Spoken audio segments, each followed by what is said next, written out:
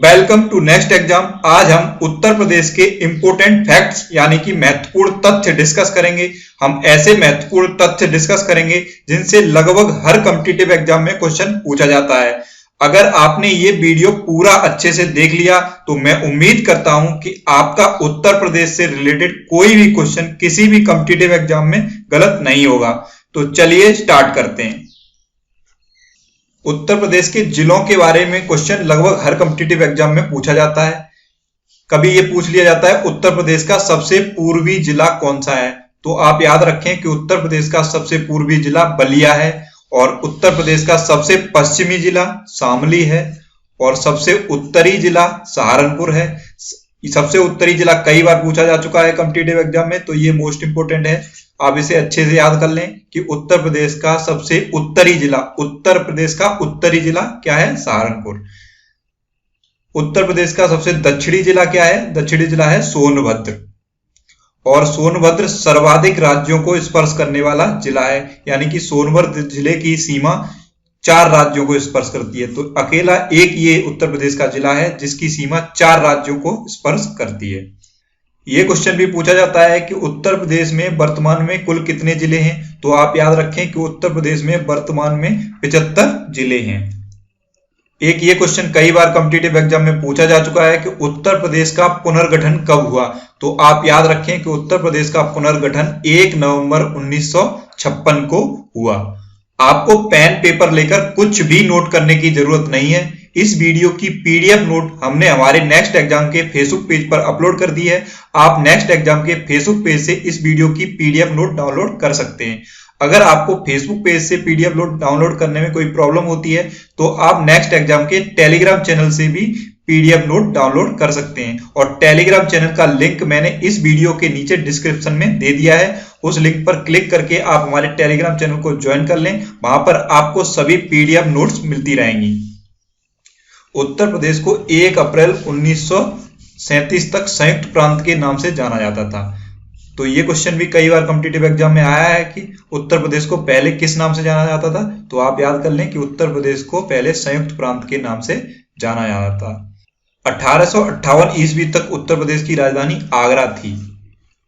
तो आप याद रखें कि उत्तर प्रदेश की राजधानी 1858 तक आगरा थी। 1857 में क्रांति हुई थी, 1857 की क्रांति, उसकी जस्ट 1 साल बाद उत्तर प्रदेश की राजधानी बदल गई थी। तो 1858 तक उत्तर प्रदेश की राजधानी आगरा थी, आप याद रखें।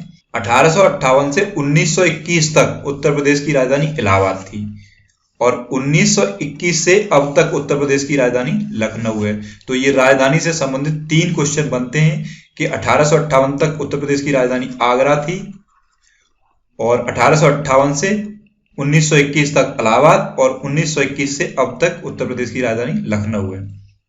अब एक ये और इंपॉर्टेंट क्वेश्चन बनता है कि उत्तर प्रदेश की प्रमुख राजभाषा क्या है, तो उत्तर प्रदेश की प्रमुख राजभाषा है हिंदी।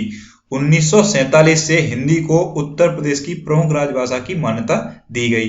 तो ये क्वेश्चन भी कई बार कॉम्पिटिटिव एग्जाम में बन जाता है कि हिंदी को उत्तर प्रदेश की प्रमुख राजभाषा की मान्यता कब दी गई, तो 1947 में। और सबसे इंपॉर्टेंट ये है कि उर्दू को द्वितीय राजभाषा की मान्यता कब दी गई, तो उर्दू को द्वितीय राजभाषा की मान्यता 1989 में दी गई। ये मोस्ट इंपॉर्टेंट है, आप ये याद कर लें। उर्दू वाला कई बार कॉम्पिटिटिव एग्जाम में पूछा जा चुका है, तो आप याद रखें उर्दू उत्तर प्रदेश की द्वितीय राजभाषा है और इसे द्वितीय राजभाषा की मान्यता 1989 में मिली। एक ये क्वेश्चन भी कई बार कॉम्पिटिटिव एग्जाम में आया है, उत्तर प्रदेश का राजकीय पशु क्या है, तो उत्तर प्रदेश का राजकीय पशु है बारहसिंगा। राजकीय पक्षी है सारस। राजकीय पुष्प है पलाश। राजकीय पुष्प कई बार कॉम्पिटिटिव एग्जाम में पूछा जा चुका है, तो आप ये याद कर लें कि उत्तर प्रदेश का राजकीय पुष्प पलाश है। राजकीय चिन्ह 1938 में स्वीकार किया गया। राजकीय चिन्ह क्या है? एक गोले में जो 2 मछलियां बनी हैं इधर उधर और बीच में जो धनुष का निशान है वो है उत्तर प्रदेश का राजकीय चिन्ह। उसे राजकीय चिन्ह कब स्वीकारा गया? उसे राजकीय चिन्ह स्वीकार किया गया 1938 में। तो आप ये भी याद कर लें कि उत्तर प्रदेश का राजकीय चिन्ह कब स्वीकृत किया गया? 1938 में।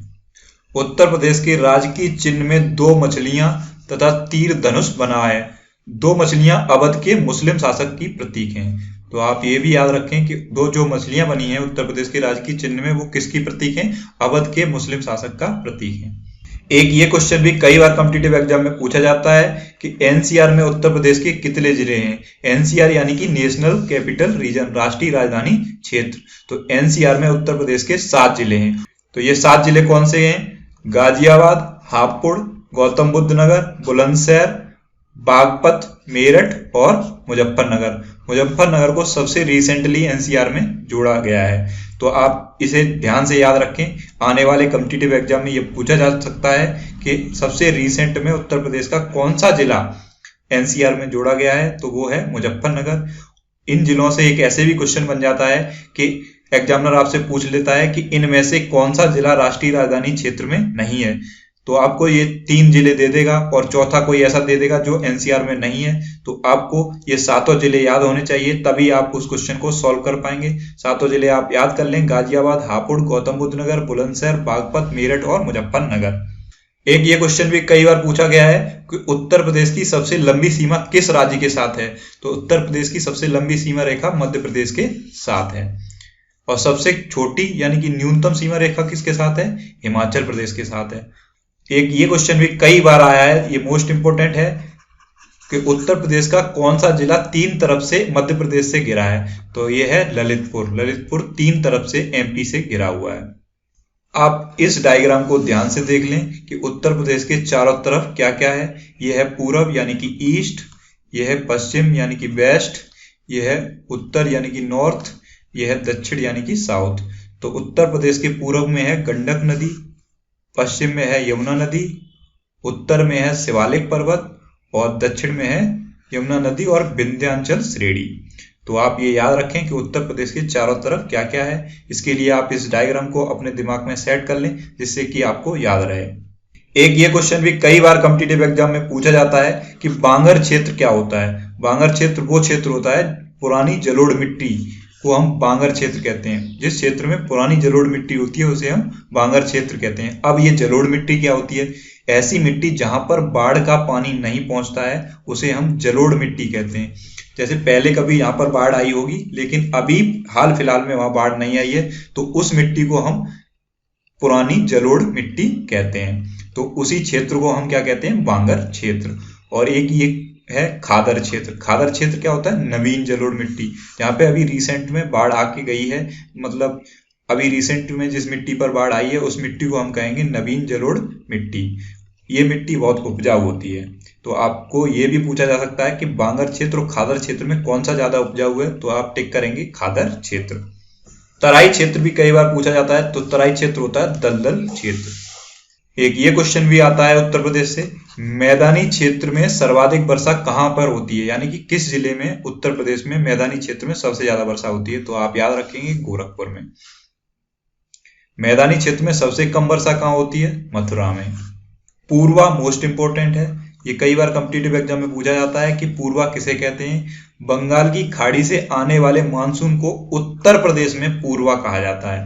तो आप याद कर लें कि पूर्वा किसे कहा जाता है? बंगाल की खाड़ी से आने वाले मानसून को उत्तर प्रदेश में पूर्वा कहा जाता है।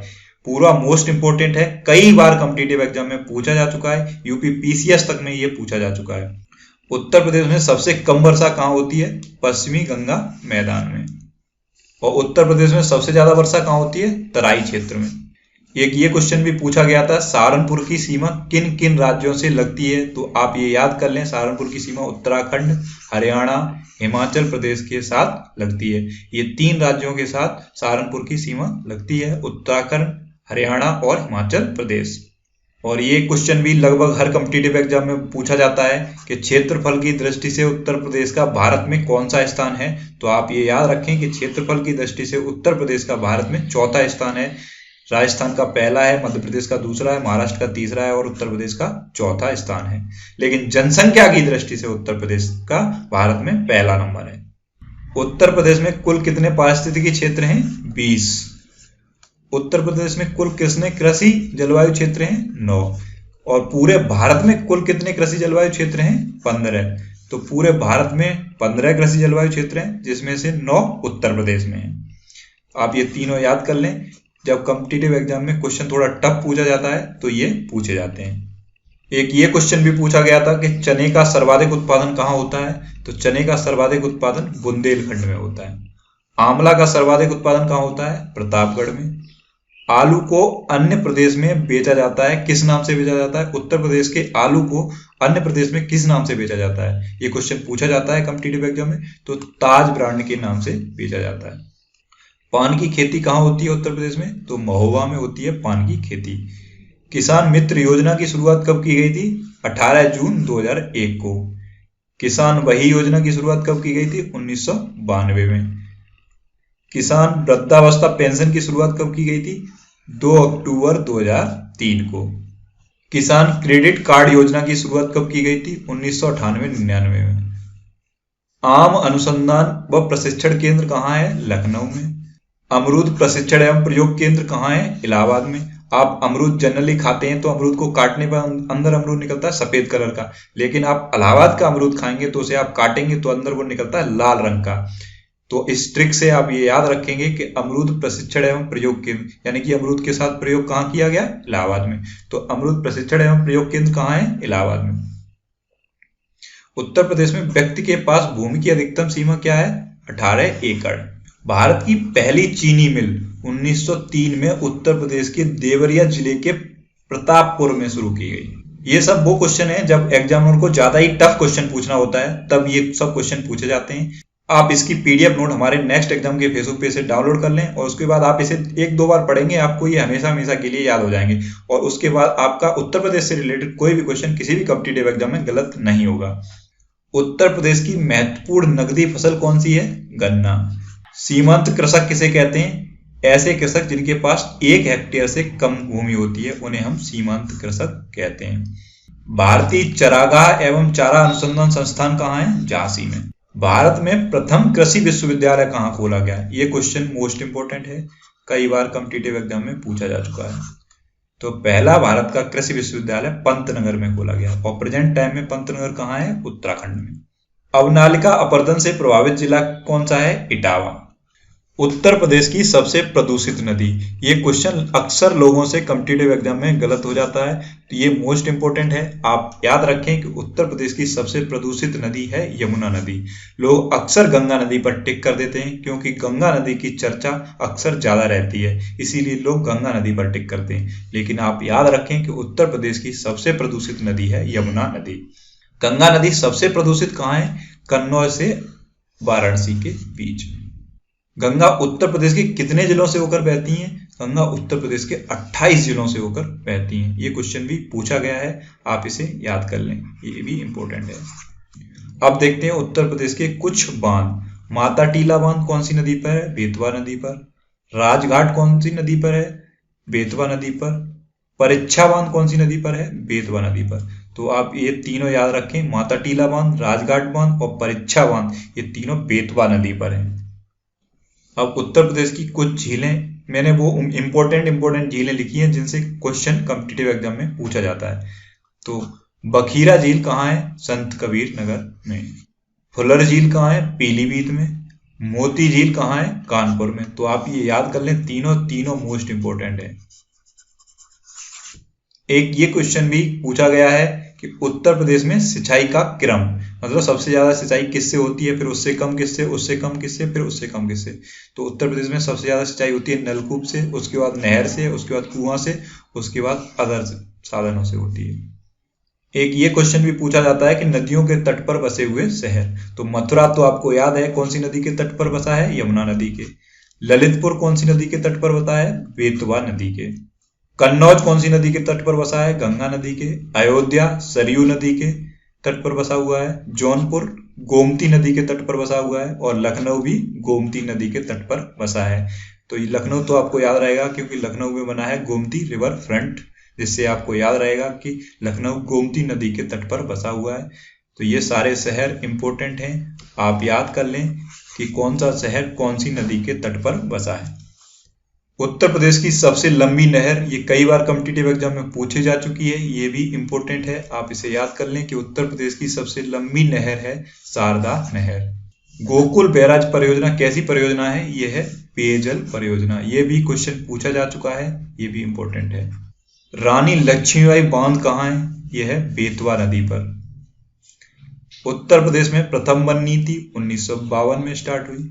उत्तर प्रदेश की द्वितीय वन नीति 1998 में, और वन महोत्सव कब मनाया जाता है? 1 जुलाई से 7 जुलाई तक वन महोत्सव मनाया जाता है। तो आप ये याद रखें कि वन महोत्सव जुलाई के पहले वीक में मनाया जाता है।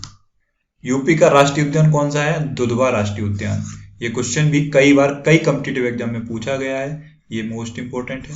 अब देखते हैं उत्तर प्रदेश के वन्यजीव विहार। तो चंद्रप्रभा वन्यजीव विहार कहाँ है? ये है चंदौली में। ये सबसे पहला वन्यजीव विहार है। तो उत्तर प्रदेश का सबसे पहला वन्यजीव विहार क्या है? चंद्रप्रभा। महावीर स्वामी वन्यजीव विहार कहाँ है? ललितपुर में, और ये सबसे छोटा वन्यजीव विहार है। कैमूर वन्यजीव विहार कहाँ है? मिर्जापुर में है। हस्तिनापुर वन्यजीव विहार कहाँ है? मेरठ मुजफ्फरनगर में, और ये सबसे बड़ा वन्यजीव विहार है। आप ये जानते होंगे कि हस्तिनापुर में हुआ था महाभारत का युद्ध, तो आप इससे याद रखेंगे वो युद्ध था बहुत बड़ा। तो इससे आप याद रखें, इस ट्रिक से आप याद रखें कि हस्तिनापुर वन्यजीव विहार सबसे बड़ा वन्यजीव विहार है। कछुआ वन्यजीव विहार कहाँ है? कछुआ वन्यजीव विहार है वाराणसी में। अब देखते हैं उत्तर प्रदेश के कुछ पक्षी विहार। नवाबगंज पक्षी विहार कहाँ है? यह है उन्नाव में, और ये उत्तर प्रदेश का सबसे पहला पक्षी विहार है। लाख बहोसी पक्षी विहार कहाँ है? यह है कन्नौज में, ये सबसे बड़ा पक्षी विहार है। सांडी पक्षी विहार कहाँ है? यह है हरदोई में। पार्वती औरंगा पक्षी विहार कहाँ है? यह है गोंडा में।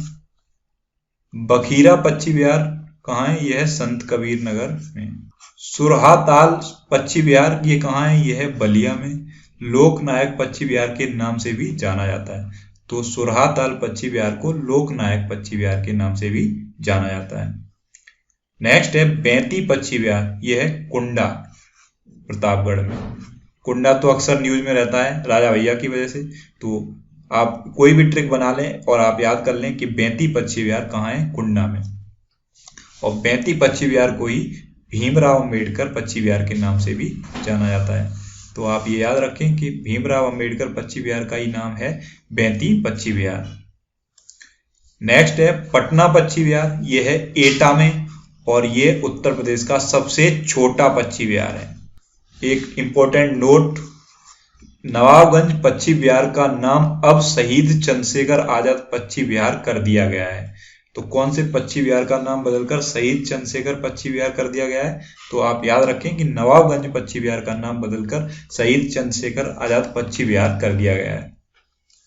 उत्तर प्रदेश में कुल कितने पक्षी विहार हैं? तो उत्तर प्रदेश में है 13 पक्षी विहार। उत्तर प्रदेश का एकमात्र परमाणु विद्युत ऊर्जा केंद्र कौन सा है? नरौरा, और ये कहाँ है? बुलंदशहर। उत्तर प्रदेश में भारतीय रेल के 2 जोन हैं, यानी कि 2 जोन के मुख्यालय हैं। एक है इलाहाबाद जो है उत्तर मध्य रेलवे का मुख्यालय, और दूसरा है गोरखपुर, यह है पूर्वोत्तर रेलवे का मुख्यालय। उत्तर प्रदेश गन्ना किसान संस्थान कहाँ है? लखनऊ में। उत्तर प्रदेश गन्ना अनुसंधान केंद्र कहाँ है? यह है शाहजहांपुर में। अब देखते हैं उत्तर प्रदेश के कुछ प्रमुख हवाई अड्डे। तो चकेरी हवाई अड्डा कहाँ है? यह है कानपुर में। खेरिया हवाई अड्डा कहाँ है? यह है आगरा में। हिंडन हवाई अड्डा कहाँ है? यह है गाजियाबाद में। जेवर हवाई अड्डा कहाँ है? यह है गौतम बुद्ध नगर में। और लाल बहादुर शास्त्री अंतर्राष्ट्रीय हवाई अड्डा कहाँ है? यह है वाराणसी में। चौधरी चरण सिंह अंतर्राष्ट्रीय हवाई अड्डा कहाँ है? यह है लखनऊ में। ताज अंतर्राष्ट्रीय हवाई अड्डा कहाँ है? यह है फिरोजाबाद में। ये अक्सर लोग कॉम्पिटिटिव एग्जाम में गलत कर देते हैं, लोग ताज देखकर आगरा पर टिक कर देते हैं, लेकिन आप याद रखें कि ताज अंतर्राष्ट्रीय हवाई अड्डा है फिरोजाबाद में। अब देखते हैं उत्तर प्रदेश की कुछ जनजातियां। सहरिया जनजाति ये कहाँ पाई जाती है? ललितपुर जिले में। बुक्सा और भोक्सा, बुक्सा या भोक्सा जनजाति कहाँ पाई जाती है? ये पाई जाती है बिजनौर में। उत्तर प्रदेश की सबसे बड़ी जनजाति कौन सी है? थारू। थारू जनजाति के लोग दिवाली को शोक के रूप में मनाते हैं। तो कौन सी जनजाति दिवाली को शोक के रूप में मनाती है? तो आप याद रखें कि थारू जनजाति दिवाली को शोक के रूप में मनाती है। उत्तर प्रदेश की सबसे छोटी जनजाति कौन सी है? उत्तर प्रदेश की सबसे छोटी जनजाति है पनरावत। उत्तर प्रदेश कृषि अनुसंधान परिषद कहाँ है? यह है लखनऊ में, और ये कब स्थापित हुआ था? 1989 में। तो ये थे उत्तर प्रदेश के कुछ इंपोर्टेंट फैक्ट्स। आई होप आपको ये वीडियो पसंद आया होगा। अगर ये वीडियो आपको अच्छा लगा तो इसे लाइक करें, शेयर करें और कमेंट बॉक्स में मुझे अपने सजेशन जरूर दें। नेक्स्ट एग्जाम की सभी वीडियोस और पीडीएफ नोट्स के लिए आप हमारे टेलीग्राम चैनल को जरूर ज्वाइन करें और टेलीग्राम चैनल का लिंक मैंने इस वीडियो के डिस्क्रिप्शन में दे दिया है। आप उस लिंक पर क्लिक करके नेक्स्ट एग्जाम का टेलीग्राम चैनल ज्वाइन कर सकते हैं। कॉम्पिटिटिव एग्जाम की ऐसी और वीडियोस के लिए आप नेक्स्ट एग्जाम को यूट्यूब पर सब्सक्राइब जरूर करें। Thanks for watching.